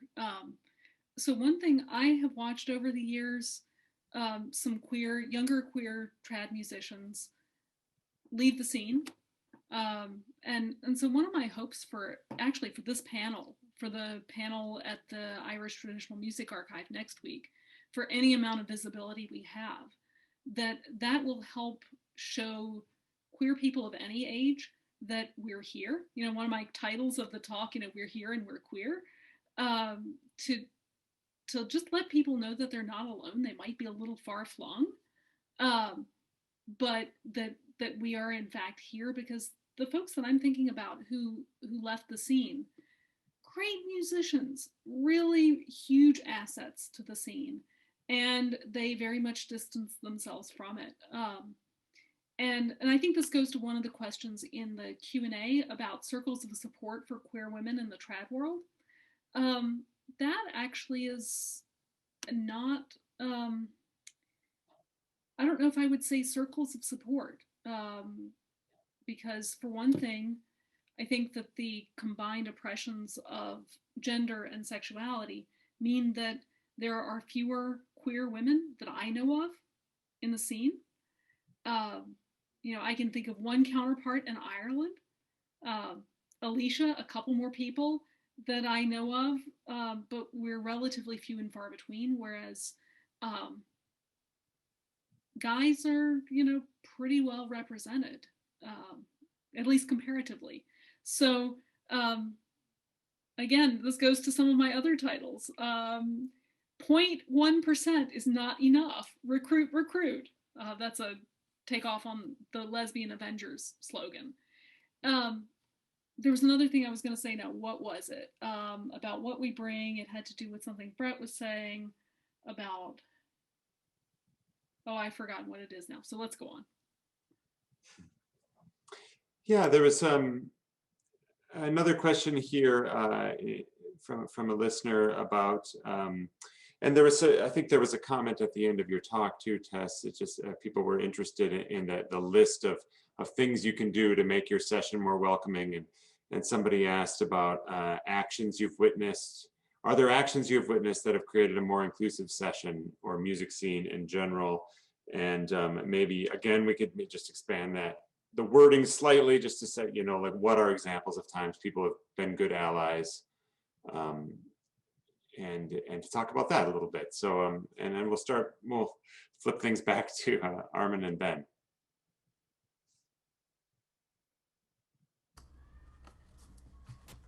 What? Oh no, that was your anecdote. Oh, I thought it was your anecdote. No. Well, so I mean, one thing that we just very generally thought of is here in Providence. I mean, Armand's been going to the same session in Providence for. I've been going to the same pub since I was 15. and you know, there's it's easy to go to a session and just like me in my earlier anecdote, be there just for the tunes. Like, yeah, you get to know the people a little bit, but you're really just there for tunes. And getting to know the people that regularly show up to your session just enough to ask, and then you know, be able to outwardly ask, like, oh, Armand, where's your partner? Like, is he coming tonight or not? Like, the guy who leads this session in Providence is very good about just knowing everyone. Yeah, Bob Druin. Yeah, Bob Druin, and always makes you feel welcome. And I mean, what else do you have to say? Yeah, or well, I guess this kind of goes to, I guess if we get to it, the joys that we've experienced, and this would be relevant here. But I think one of my the favorite things that have happened to me, favorite positive things. So at the Northeast Piper's Channel in East Durham, New York. That's where I feel the most out and the most gay, because I feel protected by a lot of straight and not straight friends who are around me. And I remember we were watching one of the evening concerts, and I think, like, I just had my arm around Ben or something. We were watching whoever play, and I think Sean McComiskey came up behind us and he was like, "You guys are fucking adorable," and then just kind of like walked away, and I was just like, all right, yeah, I feel good about this. So that's it for us. That's great. Yeah, Alicia, I guess we're doing the classic move from negative to positive here. I think there's maybe a debate to be had about like actions that people might call performative, but there are things that people have done that are very simple that feel really meaningful to me. So like if you have a t-shirt that's like love is love and has a rainbow, wear it to your session. If you're supporting Black Lives Matter, wear it to the session. And make space for people to feel welcome. I think there's a role for Facebook.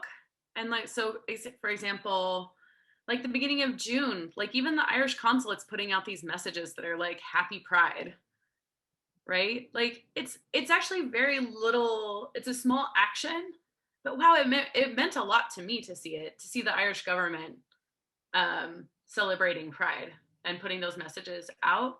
And then I think if you're an organizer of a festival or a session, and especially if you have a way to connect with people online, gosh, it's pretty easy to put up a statement saying like, as organizers, our intention is to be inclusive in this space and everyone is welcome.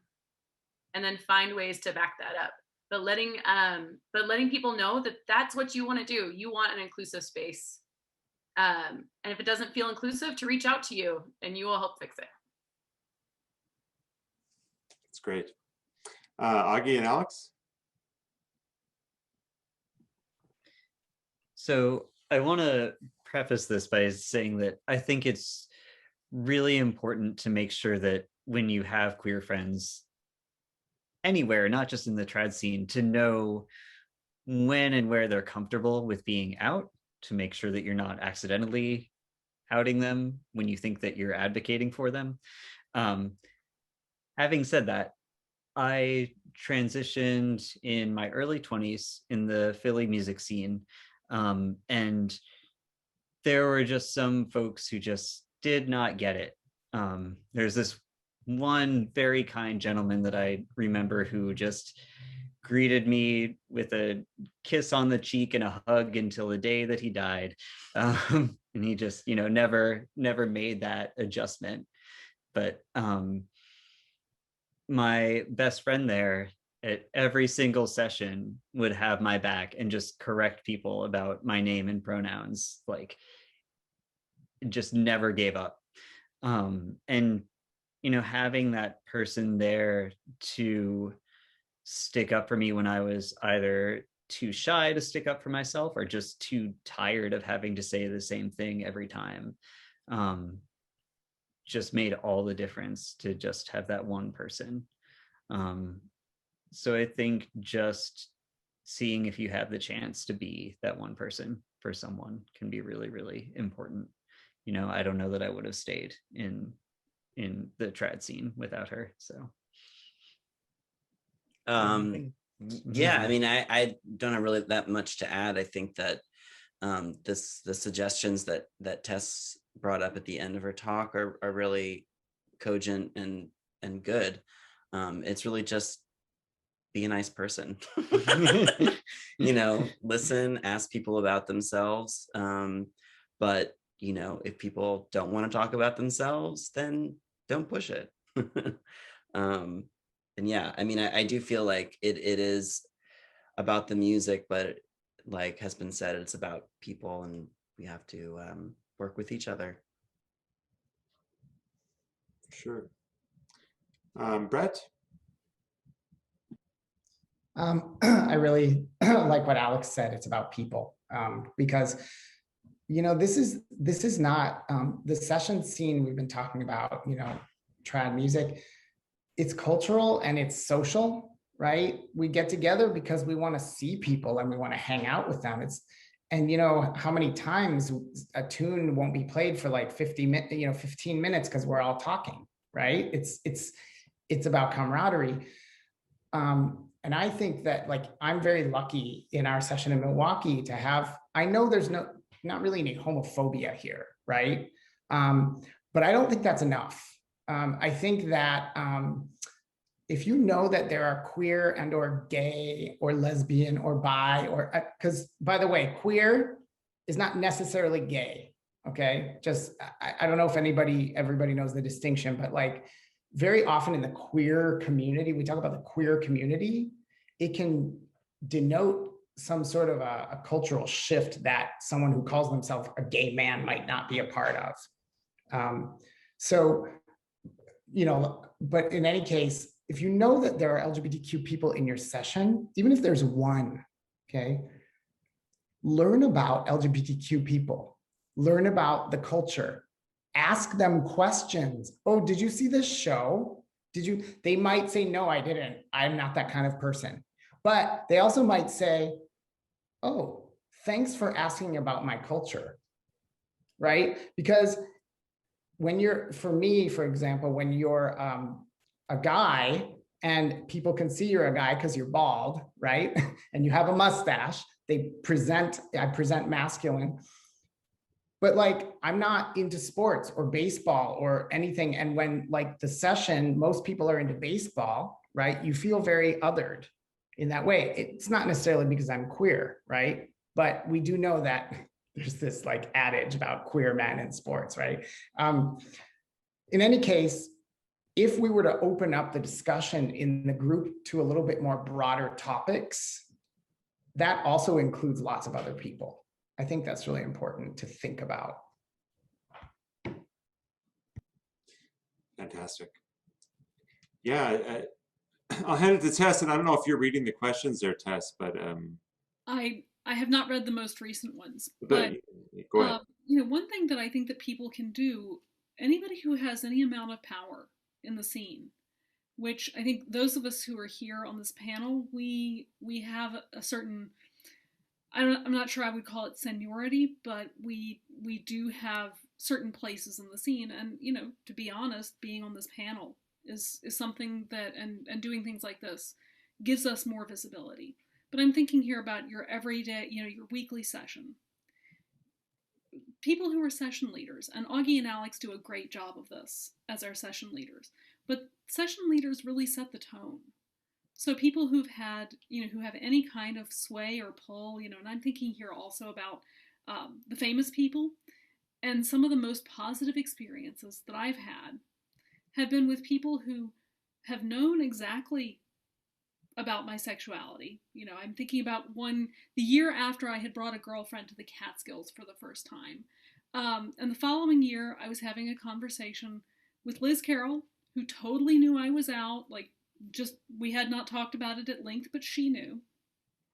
And it was just like, she didn't even have to say anything, you know, about me being out or me being queer or anything like that, but just that embrace where it was known that I was out. And here was Liz Carroll saying, hey, you know, this has changed nothing in my book. I'm also thinking of an experience with Brian Conway, whom I saw at a time when I was having a really low point and really actually going through a major breakup, in fact, or had really recently happened. And the way that he basically said, we've missed you, kind of welcome back to the trad family, like that whole kind of idea of chosen family.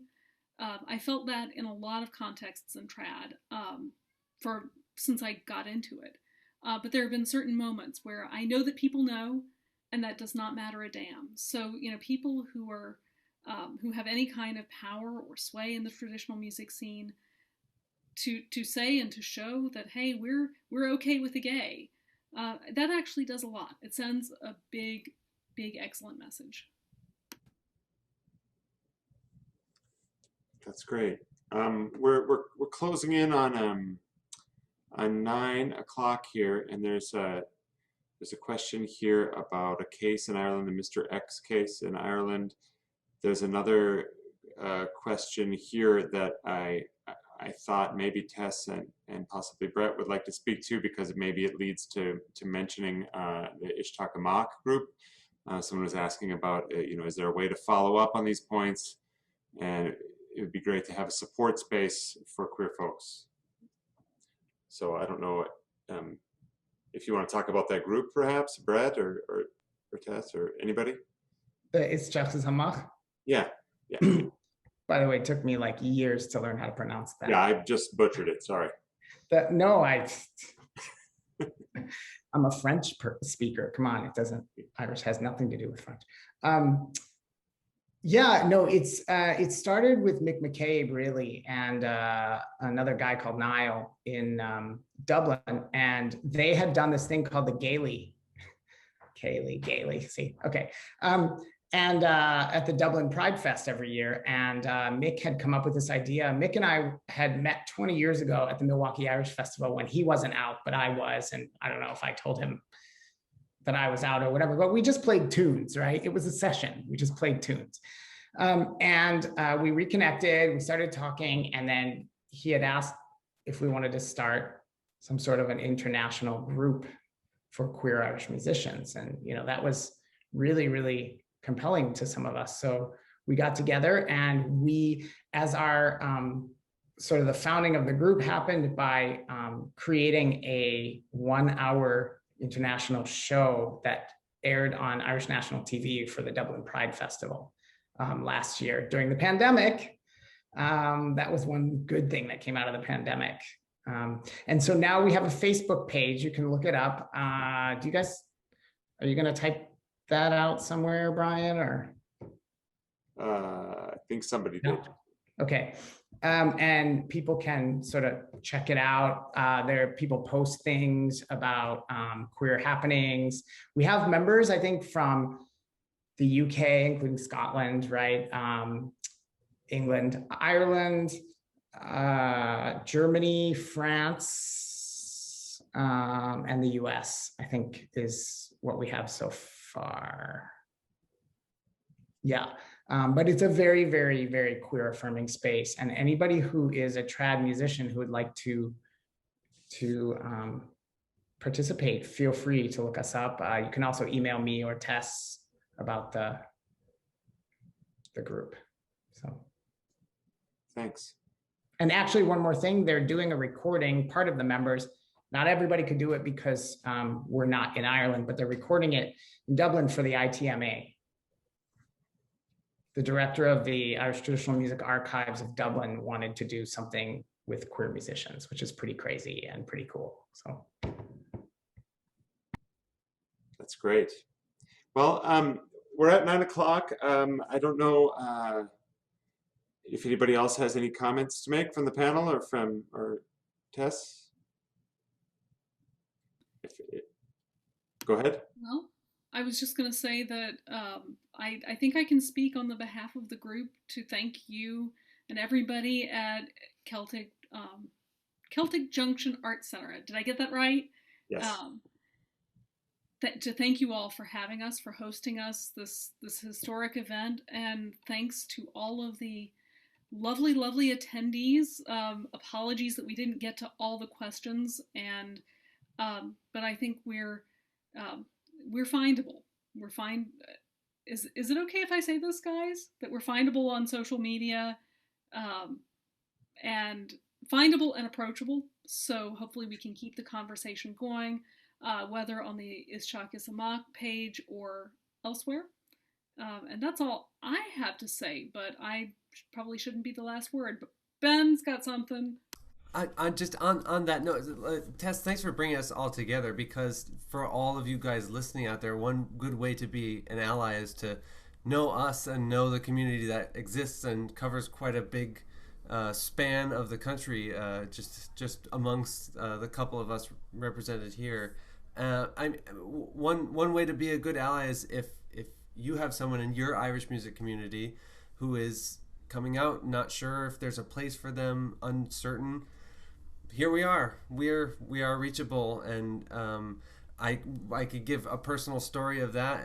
When I was coming out in Connecticut playing Irish music, my close friend Jonathan Warner, he kind of came out to me, and he was going through getting out of a very toxic religion, and we both had each other.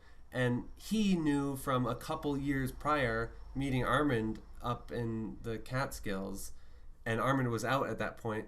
He just said, you need to meet this person. I don't know what's going to happen, but you need to have a support system of someone who's, knows what you're going through. And he drove me out to Providence and threw me at Armand. And he showed up at my session. Look what happened. So I was wondering who this cute dude was. That's an extraordinarily, wonderful, perfect little situation. But just connecting people in our community, we're a support system. We have lots of good stories to share, and also some, pain to share and get through together, which is important. Yeah. So if you're in any of our areas, just reach out to us. We'd love to meet you and play tunes with you. And I'd like to add that I wouldn't know any of the people on this panel, including Alex, if it weren't for Tess. So thank you for being such a hub of trad queerness. We owe you a lot. If somebody had told me that I was going to become a hub of trad queerness, I think I need to have business cards printed with that on there. If somebody had told me that, let's say 12 years ago, but certainly 15 or 20 years ago, I would have just probably fainted. Amazing. Did you have anything, Alicia? No, you're good. Thanks, everybody. Yeah. All right. Well, we'll wrap it up, and just on behalf of the Celtic Junction Arts Center and our co-sponsor with this event, the Center for Irish Music, our music school here, just want to thank all the panelists for maybe taking a risk and having this chat here through these organizations here in Minnesota that you might not be familiar with. It means a lot to us that we were able to offer this this first of its kind panel and to hear Tess speak about her remarkable book as well. And I'd also give one more thanks also to Kevin Byrne, the Consul General of Ireland to the Midwest, for his support and his comments today. And just thanks everybody else for listening. And with that, we'll say have a good night. But take care. Thank you.